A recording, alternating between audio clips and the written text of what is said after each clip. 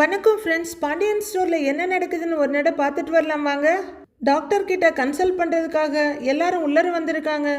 ராஜியும் கதிரும் மட்டும் வெளியே இருக்காங்க. பாக்கியம், கோமதி, சரவணன், மயில்னு 4 பேரும் ஒருத்தர் ரொம்ப சந்தோஷமா பார்த்து சிரிச்சிட்டு இருக்காங்க.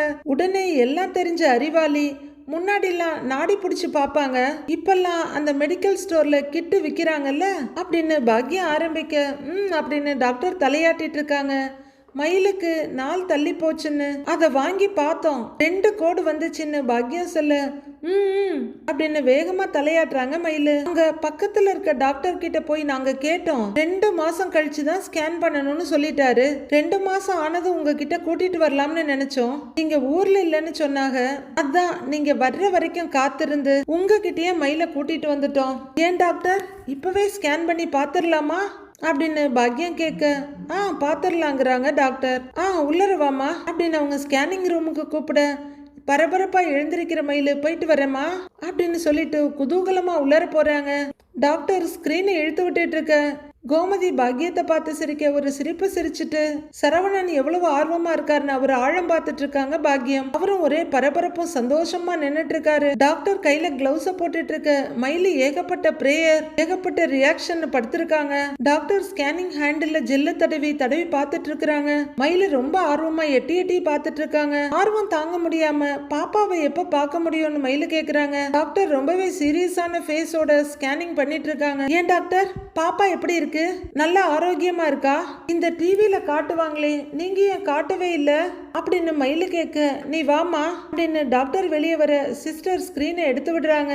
மயிலு ரொம்ப பொறுப்பா குடுகுடுன்னு அவங்க இடத்துக்கு ஓடிட்டு இருக்காங்க. அவங்க கர்ப்பமா இருக்கிறதுனால பூசணாப்புல இருக்காங்களோ இல்லையோ, கோமதி மற்றவங்க எல்லாம் கொடுத்த சாப்பாட்டுலையும் கவனிப்புலையும் நல்லாவே குண்டாயிருக்காங்க. வா அப்படின்னு சரவணன் சொல்ல, உட்காரு மயிலு உட்காருன்னு அவங்க அம்மா உட்கார சொல்றாங்க. டாக்டர் வந்து உட்கார 4 பேருமே பரபரப்பா அவங்கள பாத்துக்கிட்டு இருக்காங்க. டாக்டர், பாப்பா எப்படி இருக்குங்க டாக்டர், நல்ல ஆரோக்கியமா இருக்குங்களா? உள்ள நீங்க டிவிலேயே காட்டுவீங்கன்னு பார்த்தேன், காட்டவே இல்லை அதான் அப்படின்னு மயில் இழுக்கிறாங்க. உடனே கோமதி ரொம்ப சந்தோஷமா, டாக்டர் குழந்தை எப்படி இருக்கு, மயில் மாதிரி அழகா இருக்காங்க டாக்டர், மயில் நல்லா இருக்கால அப்படின்னு கேட்டுட்டு இருக்க. டாக்டர், குழந்தை எப்போ பிறக்கும்னு இப்பவே சொல்லிடுவீங்கல்ல அப்படின்னு பாக்கியமும் கேக்குறாங்க. டாக்டர் அமைதியா பார்த்துட்டு இருக்காங்க. ஏதோ சொல்ல வர டாக்டர், குழந்தை பொறுக்கிற வரைக்கும் என்னென்ன சாப்பிடணும் என்னென்ன சாப்பிடக்கூடாதுன்னு, மயில் எப்படி நடந்துக்கணும்னு என்கிட்ட சொல்லுங்க டாக்டர், நீங்க என்னென்ன சொல்றீங்களோ அதை அப்படியே நான் ஃபாலோ பண்றேன் அப்படின்னு பரபரப்பா சொல்றாரு சரவணன். எங்க மாப்பிள்ளைக்கு மயிலு மேல ரொம்ப பாசம் அப்படின்னு பாக்கியம் சொல்றாங்க. டாக்டர், குழந்தை எப்படி இருக்குன்னு சொல்லவே இல்லையேன்னு கேக்குறாங்க கோமதி. நீங்க வீட்டுல தானே செக் பண்ணதா சொன்னீங்க அப்படின்னு டாக்டர் கேட்க, ஆமாங்கம்மா எங்க வீட்டுல தான் பண்ணணும், 2 கோடு வந்துச்சு அவளுக்கு. ஐயோ, அதை பார்த்த உடனே எங்களுக்கு சந்தோஷம் தாங்கல, 2 குடும்பத்துக்கும் வாரிசு இல்லையா அப்படின்னு பாக்கியம் சொல்ல, கோமதி ஆமான்ற மாதிரி சந்தோஷமா சிரிக்கிறாங்க. மயிலு அர்லூஸ் மாதிரி கைய பசிஞ்சிட்டு உட்கார்ந்துருக்காங்க. சாரிங்கன்னு டாக்டர் சொல்ல எல்லாருமே திகைப்பா பாக்குறாங்க. பிரெக்னன்சி கிட்ல காமிச்சது ஃபால்ஸ் பிரெக்னன்சி அப்படின்னு டாக்டர் சொல்ல, அது அப்படின்னு எல்லாரும் ஒருத்தர் பார்த்துக்கிட்டு, இல்ல எனக்கு புரியலங்கிறாங்க கோமதி. அப்படின்னா டாக்டர்னு கேட்க, ரொம்ப ரேரா பிரெக்னன்சி கிட்ல தப்பா காமிக்கும், அந்த மாதிரி தான் இவங்களுக்கு நடந்திருக்கு அப்படின்னு டாக்டர் சொல்ல எல்லாருமே திகைச்சு போய் பார்த்துட்டு இருக்காங்க. நீங்க என்ன சொல்றீங்கன்னு எங்களுக்கு புரியலங்கிறாங்க பாக்கியம். பிரெக்னன்சி கிட்ட நம்பகமானது தான், ஆனா 1% தப்பா போக சான்ஸ் இருக்கு, அப்படி ஒரு தப்பு தான் இவங்க விஷயத்துல நடந்திருக்கு அப்படின்னு டாக்டர் சொல்ல 4 பேரும் 4 விதமா அதிர்ச்சி ஆகுறாங்க. இவங்க பிரெக்னன்டாவே இல்ல அப்படின்னு டாக்டர் போட்ட குண்டுல 4 பேருக்கும் நிலநடுக்கம் வந்த மாதிரி இருக்கு. ரொம்பவே அதிர்ந்து ஆடி போறாரு சரவணன். எல்லாருமே அதிர்ச்சியில இருக்க பாக்கியம் மட்டும் நைஸா சரவணனை பாக்குறாங்க. கோமதி ரொம்பவே திகைச்சு போய் எழுந்து நின்னு, டாக்டர் என்ன சொல்றீங்க, ஒன்னும் புரிய மாட்டேங்குதுங்கிறாங்க. உடனே பாக்கியமும் எழுந்து நின்னு, டாக்டர் நீங்க நல்லா ஸ்கேன்ல பாத்தீங்களா அப்படின்னு கொஞ்சம் வேகமா கேட்க, ஸ்கேன் எல்லாம் நல்லா தான் பண்ணேன் அப்படின்னு டாக்டர் சொல்ல, உடனே மயில அதிர்ச்சியில இருந்து எழுந்து, ஐயோ இல்லங்க டாக்டர், நான் நல்லா பார்த்தேன், வீட்டுல அந்த கிட்ட வச்சு பார்த்தப்போ 2 கோடு வந்துச்சு, வயிற்றுல பாப்பா தான் இருக்கு, நீங்க ஒரு தடவை நல்லா பாருங்களேன் டாக்டர், அம்மா சொல்லுங்கம்மா அப்படின்னு பதறாங்க மயிலு. கோடு காட்டுமா, ஆனா அதை மட்டும் வச்சு நீங்க பிரெக்னன்ட்னு முடிவு பண்ண முடியாது அப்படின்னு டாக்டர் சொல்ல மயிலு அழுது தேம்பிக்கிட்டு இருக்காங்க. அப்படி இல்லைங்க டாக்டர், என் ஃப்ரெண்டு ஒருத்தி கூட வீட்டில் இப்படிதான் இதை வச்சு தான் டெஸ்ட் பண்ணா, அப்புறம் அவ ஸ்கேன் பண்ணும்போது பாப்பா இருந்துச்சு, அப்படின்னா எனக்கும் இருக்கும் தானே அப்படின்னு அழுகையும் பதட்டமுமா மயிலு கேட்க, எல்லாருக்கும் தப்பாகாதுமா, சிலருக்கு தப்பு ஆகும் அப்படின்னு அவங்க சொல்ல நொறுங்கி போய் நிற்கிறாரு சரவணன். அப்படி இல்லைங்க டாக்டர், எனக்காக இன்னொரு தடவை வேணா செக் பண்ணி பார்க்குறீங்களா அப்படின்னு மயிலு பரபரத்துக்கிட்டு அந்த ரூம் பக்கமாக போக, அதுக்கெல்லாம் அவசியமே இல்லைம்மா அப்படின்னு டாக்டர் சொல்லிட மயிலு அப்படியே அசந்து போய் நிக்கிறாங்க. சரவணன் வெறுத்து போய் நிக்க, இல்ல நீங்க தப்பா சொல்றீங்க, இல்லைன்னா உங்க ஸ்கேன்ல எதுவும் தப்பு இருக்கும், எங்க மயில உண்டாயிதான் இருக்கா அப்படின்னு பாக்கியம் லைட்டான அழுகையோடு சொல்ல, பிரெக்னெண்டா இருக்காங்கன்னு நினைச்சு வந்தீங்க, அப்படி இல்லைன்னு தெரியறப்ப கஷ்டமா தான் இருக்கும், ஆனா அவங்க பிரெக்னெண்டா இல்லைங்கிறது தான் உண்மை அப்படின்னு டாக்டர் தெளிவா சொல்லிட எல்லாரும் ரொம்ப அதிர்ந்து நொந்து போய் நிக்கிறாங்க. சரவணனுக்கு கிடைச்சது 2வது அடி, அதை நீங்க அக்செப்ட் பண்ணி தான் ஆகணும் அப்படின்னு டாக்டர் சொல்ல, இதை எப்படி தாங்க முடியுங்கிற மாதிரி பாக்குறாரு சரவணன். நாள் தள்ளி போயிருக்கே, அதுக்கு என்ன சொல்றீங்கன்னு கேக்குறாங்க பாக்கியம். அதுக்கு வேற ஏதாவது காரணம் இருக்கலாம் அப்படின்னு டாக்டர் சொல்ல மயிலு நெஞ்சில கைய வச்சுட்டு நிக்கிறாங்க. இல்லைங்க டாக்டர், நீங்க தப்பா சொல்றீங்க, நாங்க வேற எங்கேயாச்சும் போய் வேற ஏதாவது டாக்டரை பாக்குறோங்கிறாங்க பாக்கியம். நீங்க எத்தனை டாக்டர் கிட்ட வேணாலும் போங்க, எல்லாரும் இதை தான் சொல்ல போறாங்க, தங்கமயில் பிரெக்னெண்டா இல்லைங்கிறாங்க டாக்டர். அப்படி இல்ல அப்படின்னு மயில் கத்திட்டு இருக்க, டாக்டர் தப்பா எடுத்துக்காதீங்க, ஒருவேளை அவளுக்கு குழந்தை உண்டாகி அது ஏதாவது கலைஞ்சு போயிருக்குமோன்னு கோமதி கேக்குறாங்க. இல்லம்மா, நான் 100% உறுதியா சொல்றேன், இவங்க பிரெக்னென்ட் ஆகவே இல்லை அப்படின்னு டாக்டர் சொல்ல, மறுபடியும் எல்லாரும் நம்ப முடியாத அதிர்ச்சியில நிக்கிறாங்க. மயிலால தாங்கிக்கவே முடியல. நான் உண்மையதான் சொல்றேன், நான் பிரெக்னெண்டா தான் இருக்கேன், ஒரு தடவை என்னன்னு பார்த்து சரியா சொல்லுங்க டாக்டர் அப்படின்னு வேதனை அழுகையுமா கேக்குறாங்க தங்கமயிலு. பாக்கியமும் பயங்கர அழுகையோட, டாக்டர் இன்னொரு தடவை நல்லா செக் பண்ணி அப்படிங்க, நான் தான் நல்லா கரெக்டா பார்த்துதாமா சொல்றேன், அதுக்கெல்லாம் அவசியமே இல்ல அப்படின்னு டாக்டர் சொல்ல பயங்கர அதிர்ச்சியோட பாக்குறாங்க கோமதி. மயிலு பயத்தோடையும் பதட்டத்தோடையும் மெதுவா சரவணனை திரும்பி பார்க்க, அவர் அப்படியே சோகமா உருவான கல்லு மாதிரி நிக்கிறாரு. இந்த அதிர்ச்சியை விட மயிலுக்கு அதுதான் ரொம்ப அதிர்ச்சியா இருக்கு. மாமா, நம்ம பாப்பா இங்க இருக்கு, இவங்க என்ன டாக்டர் கைய காட்டி ஏதோ மயிலு சொல்லிட்டு இருக்க. சரவணன் அங்கிருந்து போறாரு. மாமா அப்படின்னு மயிலு கூப்பிட்டு இருக்க, சரவணன் மெதுவா ஸ்டெப்பா எடுத்து வச்சு வெளியே போயிட்டு இருக்காரு. உடனே மயிலு கதறி அழறாங்க. அம்மா என்னம்மா இவங்க இப்படி சொல்றாங்க, அம்மா டாக்டர் எனக்காக ஒரே ஒரு தடவை செக் பண்ணுங்க டாக்டர், செக் பண்ணி சொல்லுங்க டாக்டர், எனக்கு தெரியும் என் வயிற்றுல பாப்பா இருக்கு அப்படிங்கிறாங்க தங்கமயிலு. எத்தனை தடவை செக் பண்ணாலும் ரிசல்ட்ல எந்த மாற்றமும் வரப்போறது இல்ல. உன் டிசப்பாயின்மெண்ட் எனக்கு புரியுது, ஆனா உனக்குன்னு ஒன்னும் வரிசாயிடலையே, கண்டிப்பா சீக்கிரமே நீ குழந்தை பெத்துக்கலாம், கவலைப்படாதமா அப்படின்னு டாக்டர் கன்வின்சிங்கா சொல்லிட்டு இருக்க. கோமதி ரொம்பவே அதிர்ந்து போய் அப்படியே நிக்கிறாங்க. ஐயோ இல்ல அப்படிங்கிற மாதிரி தங்கமயில் தலையாட்டிட்டு இருக்காங்க. அவங்க நிலைமை என்னன்னு அவங்களுக்கு தானே புரியும். சரவணன் அந்த கன்சல்டேஷன் ரூம் கதவை திறந்துட்டு வெளியே வர்றாரு. உடனே கதிரும் ராஜியும் பக்கத்துல வர்றாங்க. மாமா டாக்டர் என்ன சொன்னாங்க அப்படின்னு கேட்க, அண்ணே என்னாச்சுன்னு என்னன்னு சொல்லுனேங்கிறாரு கதிர். சரவணன் அமைதியா நிக்க இவர் பக்கமா திருப்பிக்கிட்டு, அண்ணே என்னன்னு சொல்லுனேங்கிறாரு கதிர். ஒரு முகத்தை பார்த்து 2 பேருக்குமே திக்குன்னு இருக்கு. டாக்டர் என்ன சொன்னாங்க உள்ளன்னு கேக்குறாங்க ராஜு. அண்ணே என்னண்ணே என்னாச்சு, ஏன்னே ஒரு மாதிரியா இருக்கு, என்னாச்சுன்னு அப்படின்னு கதிரும் கேட்டுக்கிட்டே இருக்காரு. கோமதியும் சோக சித்திரமா மெதுவா வெளியில வர, உடனே ராஜு அவங்க கைய பிடிக்கிறாங்க. அம்மா என்னாச்சுமா, ஏமா அழுவுற, அம்மா ஏதாச்சும் சொல்லுமா அப்படின்னு கதிர் பதறிக்கிட்டு இருக்காரு. சரவணா, ஏய் என்னடா சரவணா இப்படி ஆயிடுச்சு அப்படின்னு கோமதி கேட்க, சரவணன் எதுவும் பேசுற நிலைமையில இல்ல. என்னாச்சுமா அப்படின்னு கதிரும், என்னாச்சுங்க அப்படின்னு ராஜியும் கேக்குறாங்க. அதை எப்படி என் வாயால சொல்ற, அவ கர்ப்பமாவே இல்லையாண்டா அப்படின்னு கோமதி சொல்ல, கதிரும் ராஜியும் பயங்கரமா அதிர்ச்சி அடைய இன்னொரு தடவை உடஞ்சி துவண்டு போறாரு சரவணன். ஏய் அதோ அந்த கிட்டு ஏதோ சொல்றாங்களே, அது காட்டுனது உண்மை இல்லையாண்டா, அது தப்பா காட்டிடுச்சாண்டா அப்படின்னு கோமதி சொல்ல, ராஜியும் கதிரும் கண்ணீரோட நிக்கிற சரவணனை பார்த்துட்டு இருக்காங்க.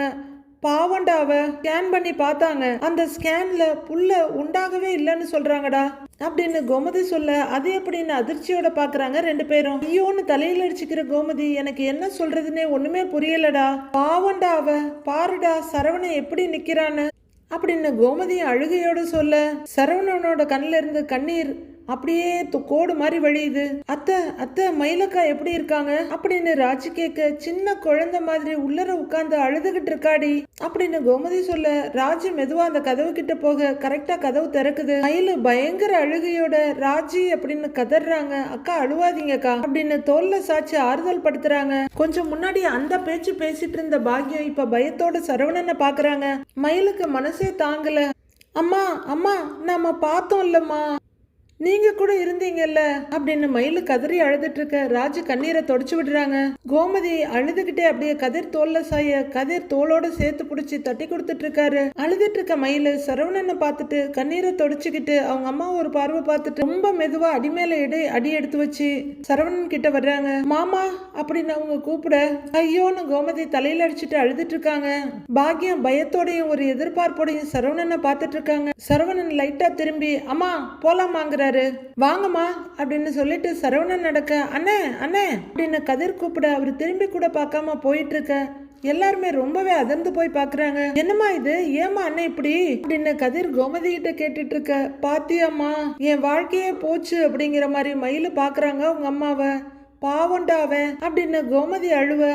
அம்மா அதெல்லாம் பாத்துக்கலாமா, அழுவாதம்மா அப்படின்னு கதிர் சொல்லிட்டு இருக்க. மயிலு பயங்கரமா அழ ஆரம்பிச்சிடுறாங்க. அக்கா அழாதீங்கக்கான ராஜு ஓடி வர கோமதி பாக்கியம்னு எல்லாரும் ஓடி வந்து கன்சோல் பண்றாங்க. மயிலு எதையோ நினைச்சு போயிட்டு இருந்த சரவணனை பார்த்து அழுன்னு அழறாங்க. கடையில பழனி பொருள் எடுத்து கொடுத்துட்டு இருக்க.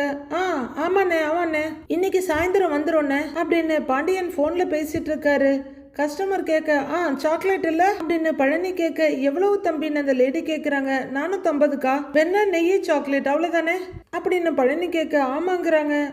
மச்சான் 450 ரூபா வாங்கிக்கோங்க அப்படின்னு சொல்லுங்கிறாரு பாண்டியன். பணத்தை வாங்கிட்டு மீதியை எடுத்துக்கிட்டே சாக்லேட்லாம் வாங்குறீங்களே, வீட்டுல ஏதாவது விசேஷமானு கேக்குறாரு பாண்டியன். ஆமாண்ணே மகனுக்கு பொம்பளை புள்ள பிறந்திருக்கு அப்படின்னு அந்த லேடி சொல்ல, வீட்டுக்கு மகாலட்சுமி வந்திருக்குன்னு சொல்லுங்க அப்படின்னு பாண்டியன் சொல்ல. ஆமாண்ணே அப்படின்னு அந்த லேடி சொல்ல, எங்க வீட்டுல இன்னும் கொஞ்ச நாளையில வாரிசு வரப்போகுது அப்படின்னு பாண்டியன் சொல்ல. ரொம்ப சந்தோஷம்னே, எனக்கு தெரியும்ண்ணே, முன்னாடியே தெரியும். கோமதி அக்கா கோவில்ல பார்த்து சொன்னாங்க, வரேங்கண்ணேன்ட்டு கிளம்புறாங்க இந்த லேடி. சரிங்க சரிங்கன்னு தலையாட்டுற பாண்டியன். ஏண்டா பழனி, உங்க அக்கா ஊரு பூரா பரப்பி வச்சிருக்காளேடான்னு கேக்குறாரு. பின்ன எங்க அக்கா கிட்ட ரகசியமே தங்காது மச்சான், அதுல இந்த மாதிரி சந்தோஷமான விஷயமெல்லாம் எப்படி தங்கும் அப்படின்னு கேட்க. சரியா சொன்னடா அப்படின்னு பாண்டியனை பூரிப்பா சிரிக்க. பழனி அதை ரிஃப்ளெக்ட் பண்றாரு. போகும்போது எல்லாருமே பயங்கர உற்சாகமா போனாங்க. இப்ப வரும்போது எல்லாருமே காத்து போன பலூன் மாதிரி துவண்டு போய் உட்கார்ந்து இருக்காங்க. கதிர் காரை ஓட்டிட்டு இருக்க. வருத்தத்தை விட இப்ப யோசனையா உட்கார்ந்து இருக்காரு சரவணன். காரை நிறுத்துற கதிர் ரொம்ப நேரம் ஆகி எந்த அசைவையும் காணோன்னு பார்த்துட்டு வீடு வந்துருச்சுன்னே இறங்குனேங்கிறாரு. கோமதி ஆளா இறங்குறாங்க.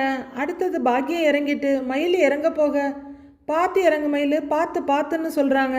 இனிமே பார்த்து இறங்குனா என்ன, பார்க்காம இறங்குனா என்ன அப்படின்னு கோமதி சொல்ல, பாக்கியத்துக்கு திக்குன்னு இருக்கு. திகச்சு போய் பாக்குறாங்க மயிலு. கோமதி உள்ளர போய்கிட்டு இருக்க. இறங்கி வந்த ராஜி, அத்தை ஏதோ சாதாரணமா தான் சொன்னாங்க, நீங்க உள்ள வாங்கங்கிறாங்க. வா மயிலன்னு அவங்க அம்மா கூப்பிட, மயில் அப்படியே மெதுவா பாத்துக்கிட்டே ஃப்ரண்ட் சைடா வர்றாங்க. சரவணன் எந்த அசைவும் இல்லாம விரல வாயில வச்சு கடிச்சிட்டு உட்கார்ந்துருக்காரு. ராஜியும் பாக்கியமும் உள்ளர போயிட மயில சரவணனையே பாத்துக்கிட்டு இருக்க. கதிர் மயில ஒரு பார்வை பார்த்துட்டு அண்ணன் பக்கமா திரும்புறாரு. சரவணன் துளி கூட அசையாம அதே பொசிஷன்ல உட்கார்ந்து இருக்க. அண்ணே அண்ணே அப்படின்னு கூப்பிடுறாரு. மயிலு ரொம்பவே சங்கடத்தோட அவரை பார்த்துக்கிட்டு இருக்க. சரவணன் அப்படியே ரைட் சைடு திரும்ப அவரோட பார்வையில அங்க நிக்கிற மயிலு தான் தெரியுறாங்க. அவருக்குள்ள புசு புசுன்னு கோவம் ஏறுது. மயில ஒரு முறைக்கிறவரு வெடுக்குன்னு கதவை திறந்து கீழே இறங்குறாரு. இறங்குறவரு உள்ளர போகாம நடுவாசல்ல வந்து நிக்க மயில் மெதுவா பக்கத்துல போறாங்க. கதவை திறந்துட்டு கதிரும் கீழே இறங்கி வந்து நிக்கிறாரு. மயில் இன்னும் கொஞ்சம் பக்கமா வந்து மாமா அப்படின்னு உதடு துடிக்க கூப்பிட, சரவணன் எதுவும் பேசாம டக்குன்னு பாக்கெட்ல இருந்து சாவி எடுத்துக்கிட்டு வண்டி எடுக்கிறாரு. உடனே கதிர் வந்து வண்டி முன்னாடி நின்னுகிட்டு, அண்ணே இருண்ணே, என்னென்ன பண்ற, எங்க போற இப்பன்னு கேட்க, அவர் எந்த பதிலும் சொல்லாம வண்டியை ஸ்டார்ட் பண்ணி ரேஸ் கொடுத்துட்டு இருக்காரு. ஸ்டார்ட் ஆன வண்டி ஆஃப் ஆயிடுது. மறுபடியும் கிக் ஸ்டார்ட் பண்றதுக்கு ட்ரை பண்ணிட்டு இருக்காரு. அண்ணே எங்கன்னு சொல்லுனே அப்படின்னு கதிர் கேட்க, கடைக்குங்கிறாரு சிங்கிள் வேர்ட்ல. அவரு வண்டியை ஸ்டார்ட் பண்ண மறுபடியும் ட்ரை பண்ணிட்டு இருக்க.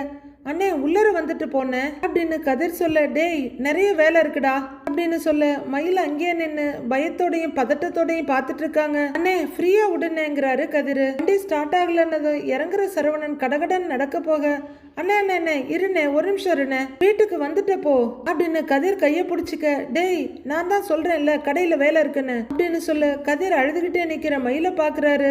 இந்நேரத்துக்கு கடைக்கு நிறைய ஆர்டர் வந்திருக்கும், நான் டெலிவரி கொடுக்கணும் அப்படிங்கிற சரவணன் நடந்து அங்க இருந்து கிளம்பிடுறாரு. ஒரு நிமிஷம் திகச்சு நிக்கிற கதிர் அண்ணன் பின்னாடியே ஓடுறாரு.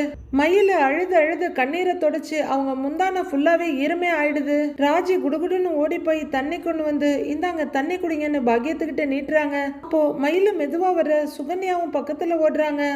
அண்ணி அண்ணி அழாதீங்க அண்ணி, வருத்தப்படாதீங்க அப்படின்னு அரசி சமாதானப்படுத்த, மயிலு அப்படின்னு சுகன்யாவும் சமாதானப்படுத்துறாங்க. மயில அப்படியே அழுதுகிட்டே அரசியோட தோல்ல சாஞ்சிக்கிறாங்க. ஐயோ இனிமே இவ வாழ்க்கை என்ன ஆகுமோன்ற பயத்தோட பாத்துட்டு இருக்காங்க பாக்கியம். அண்ணி அண்ணி அழாதீங்க அண்ணி, வாங்க வந்து உட்காருங்க அப்படின்னு அரசி கூட்டிட்டு வர, அக்கா வாங்க வந்து உட்காருங்க தண்ணி குடிங்க அப்படின்னு ராஜியும் தண்ணி எடுத்து கொடுக்குறாங்க. மயில மறுபடியும் கதறி அழறாங்க, இல்ல வேணான்னு. மயில அழுதுகிட்டே இருக்க, அண்ணி அழாதீங்க அப்படின்னு அரசி ஒரு பக்கமும் இன்னொரு பக்கம் ராஜியும் சமாதானம் பண்றாங்க. மாப்பிள்ளை எங்கடின்னு பாக்கியம் கேட்க கண்ணை தொடச்சுக்கிட்டு அவரு கடைக்கு கிளம்பிட்டாருங்கிறாங்க மயிலு. பாக்கியத்துக்கு பக்குன்னு இருக்கு, அதுக்குள்ள கடைக்கு கிளம்பி போயிட்டாரா அப்படின்னு கேட்க மயில அப்படியே பாவமா பாக்குறாங்க.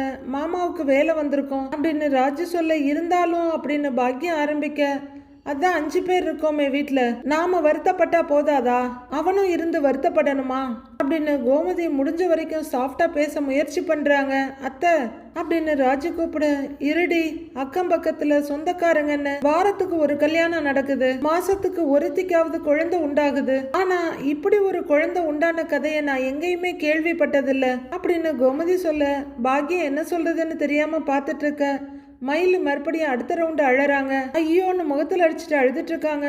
அக்கா அழாதீங்க அக்கான்னு ராஜியும், அண்ணி அழாதீங்க அண்ணி அப்படின்னு அரசியும் சமாதானம் பண்ணிட்டு இருக்க.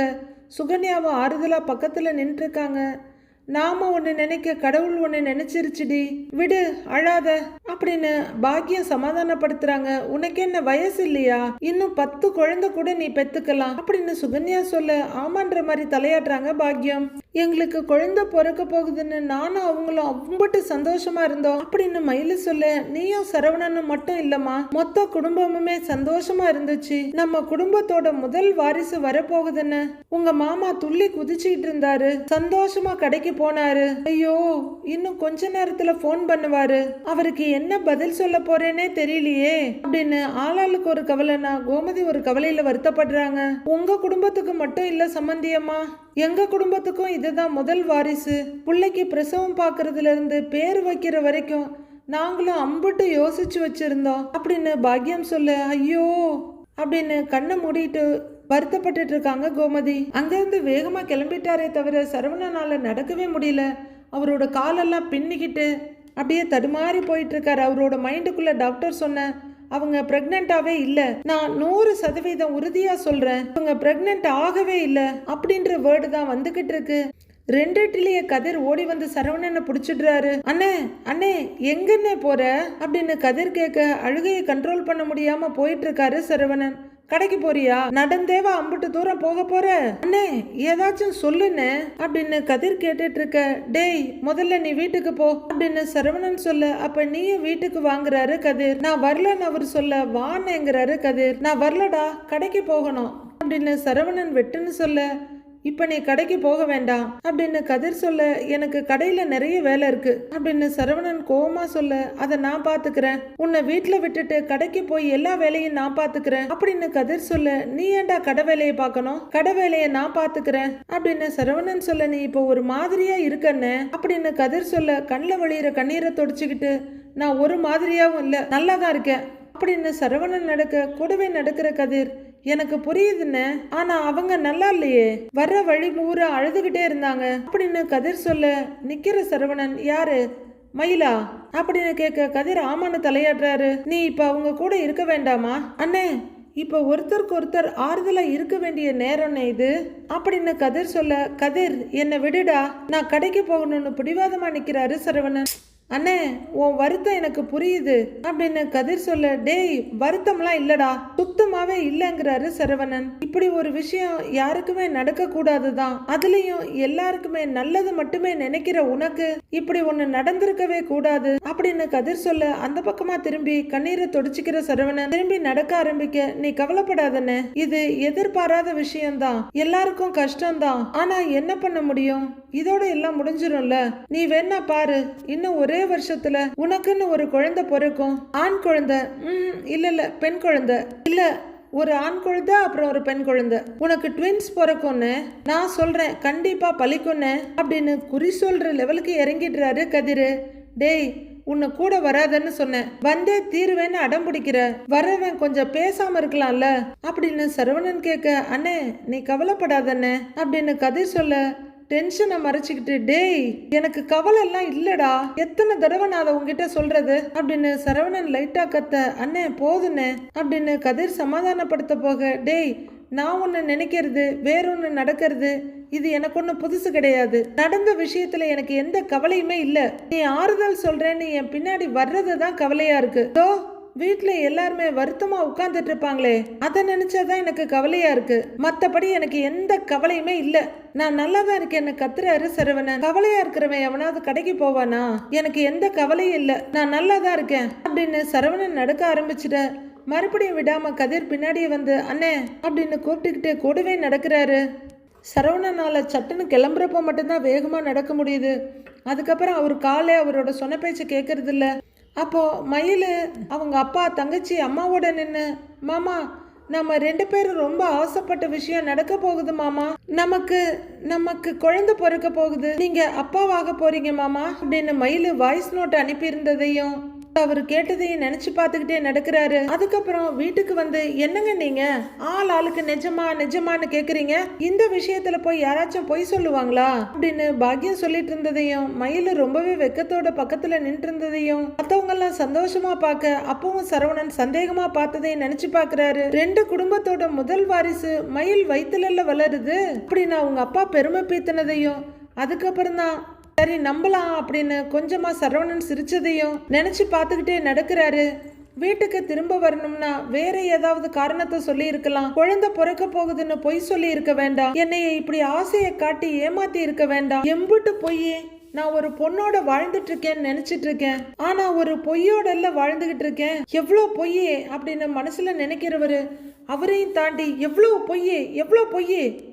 பொய் அப்படின்னு பயங்கரமா கத்திடுறாரு. கேட்டுட்டு இருக்க கதிர் அதிர்ச்சியாயி, அண்ணே இப்ப என்ன சொன்னேன்னு கேக்குறாரு. உடனே சுயநினைவுக்கு வர்ற சரவணன் சமாளிச்சுக்கிட்டு, ஆஹா ஒன்னும் இல்லைன்னு கண்ணீரை துடைக்கிறாரு. ஆஹா நீ ஏதோ சொன்ன அப்படின்னு செவிட்டு கதிருக்கு ஒரு தடவை சொன்னா கேட்காது போல இருக்கு, மறுபடியும் கேக்குறாரு. இல்லடா ஒன்னும் சொல்லலன்னு சரவணன் சொல்ல, இல்ல என்ன பொய்யன்னு கேக்குறாரு கதிர். டேய் ஒன்னும் இல்லடா, நீ வீட்டுக்கு போகலையான்னு கேக்குறாரு சரவணன். இல்லன்னு நான் கடை வரைக்கும் உன் கூட வர்றேன், அங்க உன்னை விட்டுட்டு வீட்டுக்கு போயிடுறேன், நீ வா அப்படின்னு கதிர் சொல்ல, சரவணனும் நொந்து போய் நடந்துட்டு இருக்காரு.